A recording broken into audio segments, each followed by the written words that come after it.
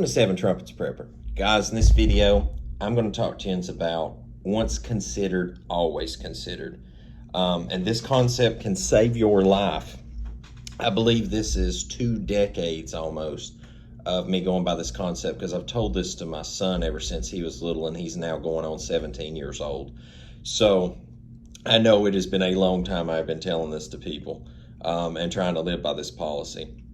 Now, while I sit out here waiting on my flight to go home from our Grand Canyon adventure, sitting currently in San Vegas, it's the first time I've ever been here, and I got to say that everything they say about it, lasciviousness, licentiousness, adultery, sexual acts, homosexuality, indulgence into gambling, the whole 9 yards, man. This is definitely, I would label it Sin City. They definitely gave that a great label, because honestly, the minute I showed, because we got off our flight, went to the Grand Canyon. I played at Sedona Golf Course. We just took a vacation, and we didn't even pay attention to town. We just got our rental car and left. I came back in this place the other night to get my hotel, waiting on my flight, and I'm like, whoa, bro, this place is crazy. And ate at that little Paris Eiffel Tower place, whatever, really amazing restaurant. And then I went back to my hotel because these people are crazy. But I want to talk about, while I was sitting here, I was thinking about this on vacation, because certain things transpired while I was gone, conversations I had with people, things I talked to people about. And it brought back to memory that I always use this policy. And not only that, I don't think I've ever really talked about it on this channel, other than maybe that one video I've done about be prepared to be betrayed by your family and friends in the last days. If you want to check the video link in the video description below, I might have said it in that video years ago. And man, is that video ring true in 2020. But with that said, guys, once considered, always considered. That is the talk of the day. And I'll break this down for you, because I'm telling you, if you'll live by this concept, it is a lifesaver. It will literally help protect your life.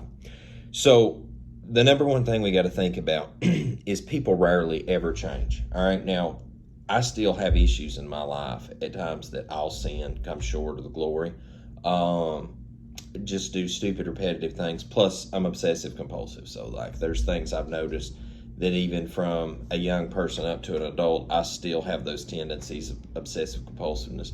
And not saying that's a sin. I'm just saying, like, people rarely ever change. And people rarely ever change for the good when they do change. A lot of people change over life, and they actually change and get worse and worse. But, you know, I like to think that I'm the same person as a whole. There's certain things and certain ways I live my life now that's changed because of things I've went through, or things I've experienced, or blah, blah, blah. But, you know, I'm still the same person pretty much I was in my 20s and probably my early teen years. And, you know, the only really adjustments I've made in my life is things that I've learned from Scripture. I've tried to apply that to my life. Business practices, I've learned to do better, lifestyle changes, you know, etc. But for the most part, you know, I'd like to think I'm the same person. And when I look at that, I look at other people that say I went to school with when I was a child, and they weren't that great of people. They're still not that great of people as adults. So I said that to say this, you know, that like 2nd Ezra chapter 8, the Most High is speaking with Ezra, and, you know, it pretty much says that the best I remember during this dialogue of Ezra being learning things from the Father, teaching him, he talks about in 2nd Ezra chapter 8, first verse, talks about that the world that is, this world right now, where I'm sitting with Sin City behind me, Bellagio's to the right, MGM's right here, you know, I'm right on the strip, is that the people down there walking the strip last night, maybe 1% of them actually love the Most High. And I'm not trying to be judgmental, I'm just guessing, okay? And this world that we're in right now says it's made for many, but the world to come is made for few. So you got to understand that with that said, that just right there plays right into what I'm saying is once considered, always considered. Is from the very get-go to now, very few people will enter into the kingdom. So when you're dealing with people, especially those of us living in the last generation, love Most High, at the very best, we are dealing with the worst of humanity. All right. So what I'm saying is less than 10% you people you meet probably are good people. They may go to church, They may profess to be good people. They may do X, Y, and Z, but at the end of the day, they're still just not good people. And so when you go with once considered, always considered, I'm going to run through a bunch of scenarios of situations, and it always comes into play. You can feel an energy and a sense about things, about places. When I got here, I felt the energy last night. I was like, whoa, this is like Sodom and Gomorrah 2.0. I do not need to be up in this town. Like, whenever my flight is available, I'd like to go ahead and get early boarding if possible. But, like you can feel a sense and energy about situations, people's places, and you need to trust that gut feeling. And once considered, always consider that. So I'm just going to run down the example list now that I've yacked with you here for quite a bit. Is when I used to work, before I even worked my corporate job, all right, I worked in industrial equipment, sales and stuff like that, and I done inventory for the company. I'm not going to mention some of these places by name. I'm just going to give examples because it really don't matter, and I don't want to throw nobody under the bus because some of these places and people work for were good folks that just had a few bad eggs. The good thing about being obsessive compulsive is that you're very good if you're an inventory worker. And so I kept telling them, hey man, materials are getting gone, equipment's getting gone, guys. And when I say equipment, I don't mean like somebody loaded up a backhoe and stole it. However, somebody did actually do that at the sales place once, drove right off the lot, but it was that or an excavator. But for the most part, like what I'm talking about was this guy was just stealing parts that went into the equipment. And eventually, after I had it out with my boss, his boss's boss, and the boss over him, so the three bigwigs, whenever we had this throwdown in the office about stuff being gone, I don't think they really listened to me, paid attention, believed. And eventually, after I left and went to my other corporate job, come to find out the guy that I was working with, and one of the guys I'd made friends with, it was him that was stealing. And his wife was coming and loading up, or he was swapping vehicles with his wife. And so he'd load up early in the morning. Then the wife would drive the vehicle home. They'd swap vehicles. Then he'd load up another load in his vehicle and then drive it home. So, I mean, man, it was quite the operation. Well, long and short of it is, I thought to myself, like, man, well, that was an isolated incident. That was just a rare situation that happened. Lo and behold, I go to work at another place. For over-the-road trucks, and we sold parts and equipment, stuff like that. And lo and behold, if stuff like this doesn't happen everywhere, and this is the stuff that started really solidifying for me, once considered, always considered. And so one of the salesmen, for example, changed the sales numbers on a sale of another salesman's sheet and stole that guy's sale. And I know you might be like, well, look, that's not exactly the same thing. But the mental concept is still there, folks, that, the operational stance is there. When opportunity is given, people will act upon that which is given to them.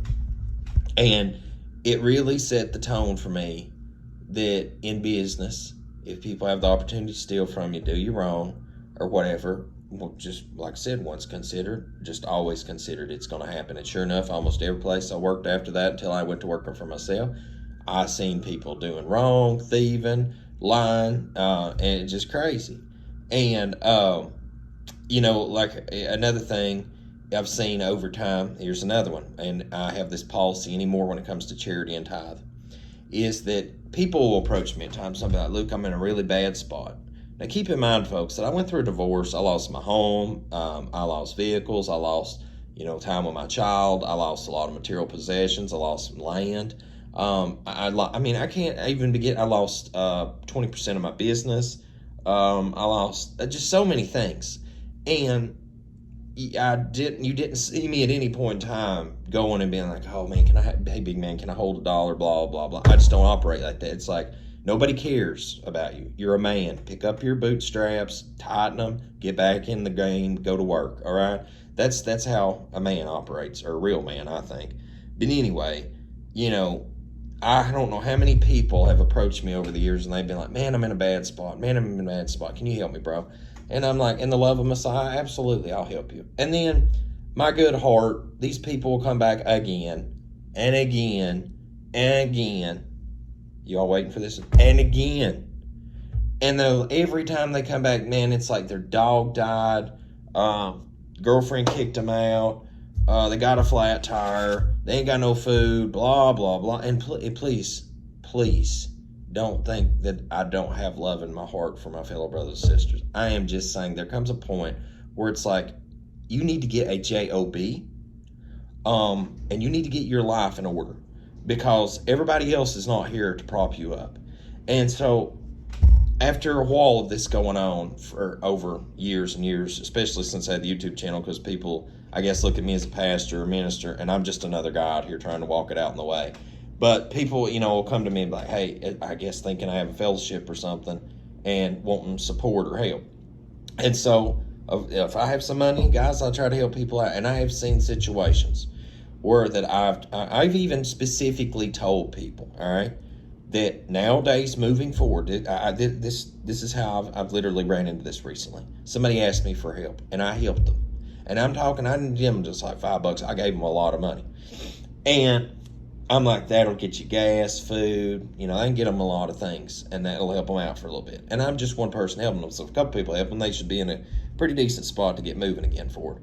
And so help me, I told the person, I said, now listen, because I didn't really know them from Adam, okay? And they, I don't want to say too much, but in case the person's watching, because it ain't that I'm scared to say to somebody, I just don't want to hurt people's feelings.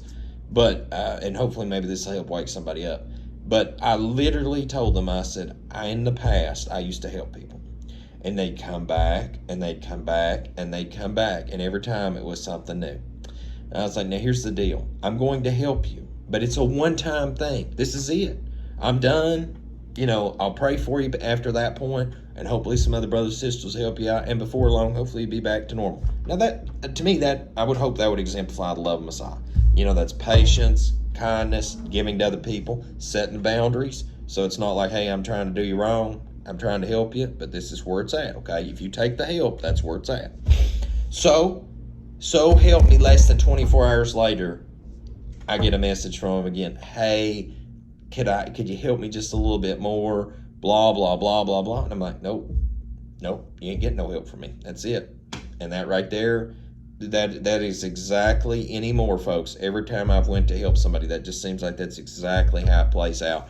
And that's why I'm telling you, once considered, always considered. You've got to guard yourself because, listen, we're not our brother's keeper, all right? I know in Scripture and in the Word, we are obligated to help one another, love one another, try to show the love of Messiah. But there comes a point, people's got to take personal responsibility for their own life, for their own actions, all right? You made bad decisions. I'm not going to bail you out. You're going to bail yourself out, or you're going to pay for the consequences of your terrible decisions. All right, that's just facts. All right, you do drugs all your life. All right, and then you need a liver transplant. Is it on somebody else to give up their liver to fix yours? I don't see that it is. You made terrible decisions. You destroyed the temple that the Most High gave you, and now you got paid for it. I mean, I'm just saying, guys, I don't want to sound cruel here. I'm just trying to break this down for you that once considered, always considered. If you apply this policy to things, when you start seeing, as a person that's obsessive compulsive, you look at patterns. I look at patterns with people. And when I see this pattern trending, that's when I just check out and ease out the back left door anymore. All right, I want to give you some more, guys, because I've seen this so much over the past couple of years, the conversations I have with you people on the channel. All right, people cheating, people mistreating each other in relationships and marriages. Guys, if your spouse is cheating on you with somebody else's spouse, divorce them. It's not something you need to talk it out. I don't want to work it out. You don't need to work it out. Here's the thing. They dipped out on you one time, all right? And they went to Christina's house. Now, Christina's married to Bob, and Bob works a good job. He takes care of all three of his kids. But Christina, she's a whore, and she wants to dip out on Bob. Well, Bob don't know no better. Now, Christina's going over to Chad's house and getting blown out. You know what I'm saying? And I'm not trying to be inappropriate on here, guys. I'm just, this is real world adult talk. And Chad knows what's going on. Chad knows Christina's married. Hey, Chad's even got a wife, Monica. And Monica don't know what's going on. Well, guess what? Finally, somebody slips up. And what is it? It's like that Midland song, Don't Call Me, or I don't know. It goes, don't call me after 5 o'clock, change your number in the phone or whatever. I just heard it recently on Midland country music band. But anyway, finally somebody slips up. Now the next thing's gonna happen. Somebody's gonna have crocodile tears. Somebody be like, man, I'm so sorry. I messed up. I'll be like, you're dang right you messed up. And just FYI, dinner's on the table and the divorce papers are right beside it. Now that's, look, I'm cold as ice, baby. Listen, folks, just outside this window last night, I walked the strip. You know how many multitudes of human beings are in this world? You don't have to be stuck with some worthless loser spouse. If they, mistreat and abuse you and beat up on you, they adulterate on you, guess what? You don't need them. And there's a whole world full of people. Now, obviously, I wouldn't advise coming to Las Vegas looking for a spouse. This is not the place. But I'm just saying, the world's full of people, and you don't have to be stuck in that situation. And listen, a man beats you up one time. Guess what? When he gets drunk again, guess what he's going to do? Lay hands on you. Your wife's a whore, and you find out about it. No, there's no forgiveness for that. Sure, I'll forgive you. Now get the flip out of my house and don't let the door hit you on the way out. And tonight, you can go sleep on the curb. That's just how I feel about that. That matter of fact, there's no emotion left anymore, folks. Like, my conscience is seared like a hot iron on stuff like this.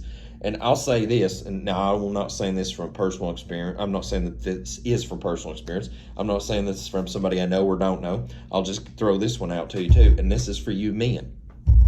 2 things. You ever go through a divorce? File first. Second thing is that if your wife ever threatens you with divorce, says, if you don't do this, X, Y, and Z, I'm just going to divorce you.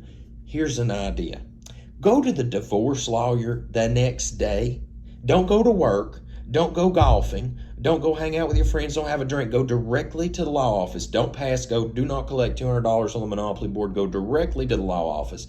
Have those things fresh off the press printed, waiting for a signature when she comes home that night, and replace her, okay? Because once considered, always considered. People will act out on you once, folks. They will act out on you again and again and again. Now, I got 2 more for you, and the last one dealing with people in fellowship. So all the believers that's watching this video and stuck with me this long, just bear with me. I got you a real good one at the end. This one is one, folks, that's painful. I've seen it happen to people, and my heart goes out to them, especially when I worked a loss prevention job. Is the once considered, always considered. I would catch people stealing. I was very good. I rarely will ever brag or be boastful or be like, man, I was good at this or I was good at that. I went golfing the other day at Sedona. I'm a casual golfer. I love to go golfing, but I'm not that good. But it was a great experience, right? And I'll be the first to tell you, man, like, I just ain't good at it. I love it and passionate about it, and I picked it back up again now after 12 years, but I'm just not that good at it, all right? I'm making time for hobbies and passions I used to have and trying to carve time out for that now, family and friends, etc., and not work so much. But it's like, I'm just not good at that sport, right? But like, when it came to that job, loss prevention, I guess it's just because my mind's so in tune to the world we live in, man, I mow it down. Like, almost every other shift, I caught somebody stealing, recovered merchandise, threw somebody out. I really got good at it. And one thing I noticed is that people, when it comes to substance abuse and addiction, Father, y'all, please forgive me, a sinner, and please forgive them. It is just, it's so sad, folks. Like, right here, gambling, sexual sins, help me out here, drug usage, drinking, shooting up. It's sad because, like, I know people and love them deeply as friends and even family members too. And it's just sad to see substance abuse and addiction, because it's like, once considered, always considered. People's like, well, I'm praying for them and I hope they step away from it. They're never going to step away from it unless they want to. People blame a lot on demons. They blame a lot on outside influence. But I'm going to tell you, the worst enemy is your own self half time. If people really wanted to change, they just change. That's all there is to it. Like, there's things that I've told myself, like, I'm never going to do this again. Like, I found out milk was making me sick. Now, I know this is far from a liquor bottle. I had some vodka the other day, and it was like a Coca-Cola. I went to sleep, didn't even think about it, never been drunk in my life that I know of. It's just like a Coca-Cola to me. But, like, there was a situation where I loved milk. And you might be, well, that's not an addiction. But, man, like, I used to have milk with, like, everything. And come to find out that it was actually making me sick. Like, I guess it's lactose intolerant or whatever. And I'm to the point anymore where, like, I haven't had milk in so long that I ate some ice cream the other day. before the night was done, I was sick in the restroom. And I don't mean to be disgusting. I'm just like, obviously it wasn't healthy for my body. And people that have a substance abuse problem obviously don't get that, that, oh, putting heroin in my body is not good for me. And yet they continue to do it, and their body, is sick from it. And it's so sad because, like, where I found that out, I'm like, okay, well, milk, see you, bye, done, forever, gone. People just can't put it down, and some people, it might be gambling right here. They'll work their whole week's earnings and come out here, and in 10 minutes it's gone, right? And I'm just using Vegas as an example because, this is a perfect example of addiction and sin right here out this window, like you see at the very beginning of this video. People can't let go of substance abuse and addiction, and what you got to understand is now you can do one of two things. I've seen a lot of people just lose everything trying to help people and etc., and it's so sad because at some point you've got to be like, once considered, always considered. This is how it's always going to be. It's never going to change, and no matter how bad I want it to change, it's not going to. And that same thing goes with working in a workplace and dealing with people. You want to hope that your coworkers are good people. They're not. You want to hope that people out here that's saying they need help, that they're not, that they're good people, but half the time they're just using you. You want to act like you've got a good spouse, and you want to hope that they're going to change. But folks, the truth is they're never going to change. Just check out. You got to hope that people that's got these addiction problems. It's like they're going to change. It's like, dude, they're 20 and they're 30 and they're 40 years down in the road into this. Like, when exactly is that change supposed to come? Because now I don't want to hear about it at the deathbed. All these people get religion at the deathbed. Like, the Most High is going to look at my life. Actually, I'm sure He's judging me as I'm speaking right now before this is even uploaded, right?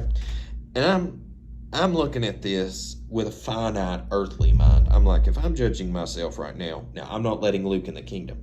And I'll tell you why I'm not letting Luke in the kingdom. It's not for all the sins he committed beforehand. It's not even the sins he committed even after belief that he done in ignorance, stuff like that. No, there's grace there for that. What I'm going to judge him on is when he knew better. He seen the temptation and he went right nose dived into it. That's why I'm not letting him in. And when you look at that situation, I look at that anymore with as much depth as I can, and I'm like, moving forward in my life, my main focus is stay as far away from willful sin as possible. Because a man may sin, it is what it is, but the willful sin is the most important thing to stay away from. And just like this with the addiction thing, people have got to understand that. Once considered with these things, that's why you got to stay away from drugs and things like that, because once you go in, it's usually no coming back out, folks. It just takes your life away. And with that loss prevention job I done, I seen this woman come in that if I wasn't a married man, right, and I just off the picture off her driver's license, say I just passed her on the street, I'd be like, hey girl, you want to get dinner? I don't know who you are, but hey, let's get to know each other, right? And by the time that I busted her thieving at the place that I work, literally looking at her as a human being and comparing it to her driver's license, it looked like season 6 of The Walking Dead. And I'm not trying to make fun of the woman. Like, I'm telling you, like, she literally was that far gone. And so, guys, that's what I'm saying is this is so many examples of once considered, always considered. But I say the best caveat for last. In fellowshipping with people over the years, it was so easy to go to SUN Day Church before I came to the knowledge of the way. Everybody seemed to have it together for the most part. Now, people were very good at covering up their sin. I'll tell you, SUN Day Church is the best sin-filled place that you can go to, in my opinion. Everybody there is, they're about to fly away to heaven right now. And now, don't get me wrong, there's good people in SUN Day Church, and who knows, they may wake up during the trumpets. Can't even imagine. Last night I was sitting in Paris restaurant thinking in the middle of that wonderful 5-star meal what this place is going to look like when the trumpets start one day. It's crazy. You just, when your mind goes to the end days, it just poof. But, when it comes to fellowshipping with people in the last days, I noticed there's pretty much 4 groups, right, in this trend. And, you go SUN Day Church is... I left there, and it was odd to me because, like, when you walk away from something like that, like, SUN Day Church stays very cohesive. You know, people stick with that thing throughout their life, and people will build up fellowships. And I mean, they'll, like I said, them churches will stay together, and people stay there their whole life. And you don't really have a lot of fallout amongst them. And people will get bent up and go to another church. But I'm serious, like SUN Day churches really, really grow. Now, and I've noticed that. Well, you leave that and you go to SAT Day church. Now, Seventh-day Adventist church is a wild egg, because I've noticed in the last days people that were there that were like multi-generational at Seventh-day Adventist, now they're in it to win it. They just can't seem to walk away from it. But there's this new and upcoming generation that are learning about the Father's appointed times and stuff like that are walking away from DA, Seventh-day Adventist Church, and also SAT Day keepers, right? But one thing I've noticed with the SAT Day keepers is that they won't hardly walk away either. They just, once you get to that point, it's like people leave SUN Day church, they'll go to SAT Day, and they'll stick. They'll just stick. That's as far as they will go. Now, some will keep the feast by the Father's lunisolar scriptural calendar clock in the sky, but that's as far as they'll go. Now, then you move away from that, and you get into this group of people where that, you have people that'll keep the Father's calendar and actual true worship. And they're just deep divers in truth. But one thing I've noticed is you get to this point where you come out of Babylon, that I see it where that in fellowships, and it's SAT Day fellowships, and it's fellowships that keep the Father's calendar. I've really noticed this trend in the past decade in this walk, that people come out of Babylon, but they don't get Babylon out of them. And they bring these puffed up ideas and attitudes, and especially, I've noticed this, and I know not an indictment on women, but especially women that come over to the way. Everybody wants to be a darn teacher. Everybody wants to have authority up over a man. I'm not about that. I'm all about treating people equal, but when it comes to somebody carrying the word, stand up, it needs to be a man, because I'm going to be honest with you, in this last generation above all, women cannot control their emotions. People say, who's a woman's master? Be like, well, it's her husband. I'm like, no, man, you've lost your mind. Like, you already out of touch, because the first master to her is her emotions. Now, next might be her husband.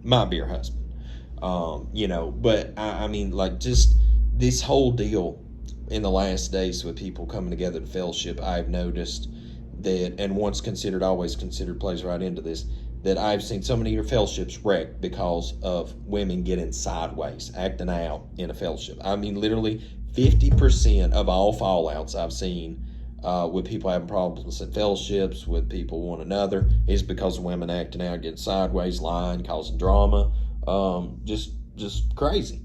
And I've also seen on the flip side of that is people will get together in fellowship, then they'll have a fallout, then they'll fellowship again, then they'll have a fallout, and then they'll fellowship again.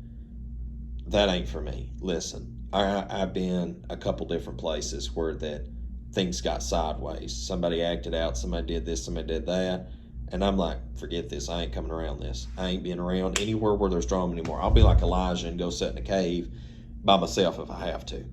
And I think one of the problems is, and I've really been asking myself this, and the last thing I'll say in this video today, and I'm sorry if it went real long, just so many thoughts that's been on my mind while I've had time to just clear my thoughts in vacation, is that in the last days, and you apply once considered, always considered, I think the biggest problem is that a lot of people that come up out of SUN Day Church and SAT Day Church don't have a real root in the word to begin with. The second thing is it's not a club. It's not a clique. I've always treated fellowship in the manner that the elders should lead, and everyone else should, come in, listen, be attentive. But, this whole deal about having a pastor over you, you got to be very careful about this in the last days, folks, because despite people having differences and parting ways and getting back together, that's what I'm saying. This one's considered thing. If you had issues in the past, just love one another and go on about your life. But this forget and forgive and forget and make up and then have a throwdown again, I ain't about all that. But I will say that the last thing I've noticed, and it is such the most dangerous thing to me above all, above everything we've talked about, is that there's people out there saying that they're pastors and leaders and mores and teachers. And I can just go with the calendar alone. I'll just use this one thing alone, the calendar. I don't know how many people that have had pastors or teachers or elders or whatever come over to me and say that I have false doctrine or I'm a false teacher or blah, blah, blah, this and that, or I'm in error. And literally go study the Father's appointed times and come back and not only apologize, but an indictment on their own pastor and be like, I can't understand why they don't see this, or they won't hear you out on it, or they won't say something about it. Folks, it's easy.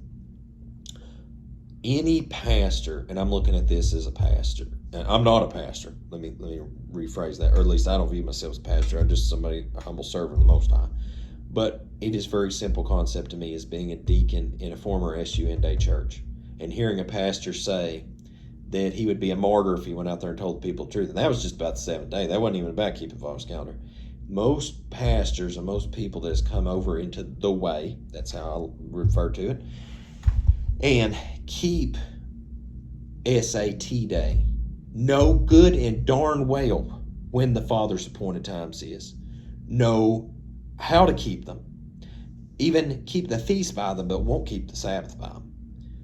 And the reason is because they know they'd lose their whole fellowship if they came to this truth. Because I'm going to tell you what, keeping the Father's appointed times has been the number one thing that's cost me more than any other truth. It's cost me more than any other truth. Still to this day, the most consistent cost of giving up X, Y, and Z has been over keeping the Father's calendar. And I have no problem. All praise the Most High. I'm glad to keep it and honor it. But I'm telling you, bar none, that is the most costly thing. And because of that, I believe beyond all shadow of a doubt that most pastors and mores teachers and scholars, etc., know this. And they know that if they go that last mile of the way to finally walk this out, and you can tell them, you know what, go tell your pastor I said this. I have no apologies. Matter of fact, I'll tell them to their face, is that, because that's the way I prefer to deal with people too. And I'll be glad to debate anybody on the Father's calendar too. It's so easy, so easy.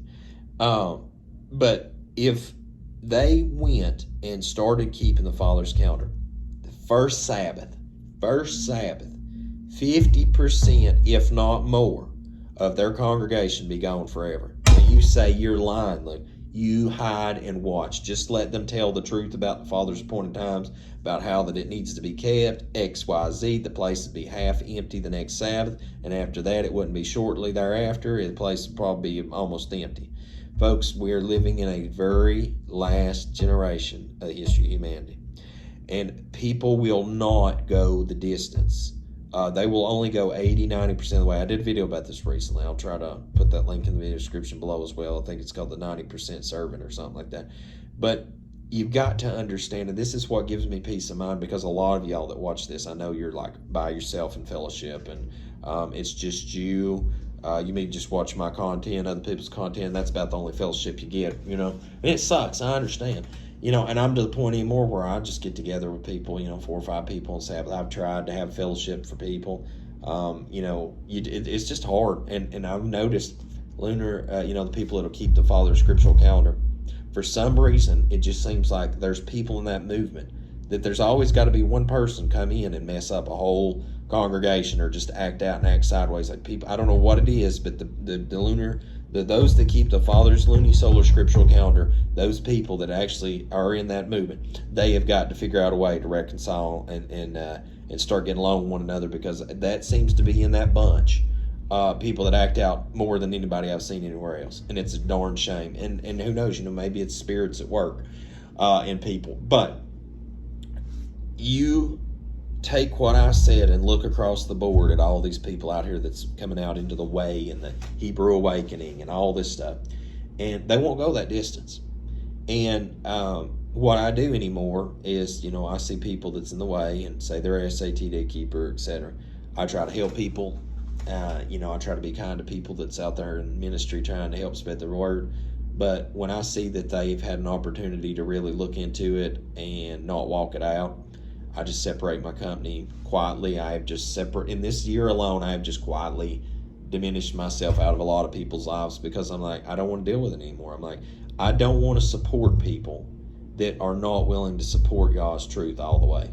And at once considered, always considered plays in. And that's why I save this part for last, is because I've come to the point, folks, and I believe that it is the most cautious thing you can do as well, is that if you don't see people going 100% for the Most High, now is a good time to find out if they're committed or they're not. Because if they're not, right now needs to be the sifting time to slowly just disappear out of people's lives, because the time is coming when these people that are the closest to us will most likely be the ones that will be the first to betray us. And if you go off once considered, always considered, and you look at trends in people and you look at consistencies in people, it will not lead you wrong. Guys, I know this has been a really long video. These are things that's just been on my mind. I tried to make notes of it all to share with you. I hope something I've said today can be a help to you. And as always, until we see you again here, Seven Trumpets Prayer Channel, I hope the Most High Yah Baruch and keep you, make his face shine upon you, show you favor, and give you shalom, my friends. In Yahushua. Amen.